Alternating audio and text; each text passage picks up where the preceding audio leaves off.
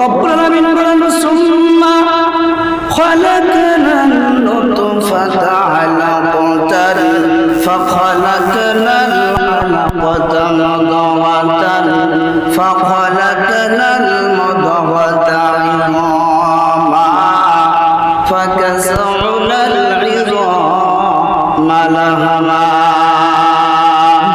প্রথমে এক পুরানাবাদ পানিকে আল্লাহ রাব্বুল আলামিন তোমার মায়ের পেটের ভিতরে জমাট রক্ত পরিণত করলেন। এরপর আস্তে আস্তে সেখানে হাড় দিলেন, চামড়া দিলেন, ছাউনি দিলেন। সুম্মা নুখরিজুকুম তিফলা, এরপরে একটা বাচ্চার আকৃতি হিসেবে আল্লাহ পাক তোমাকে বের করে আনলেন।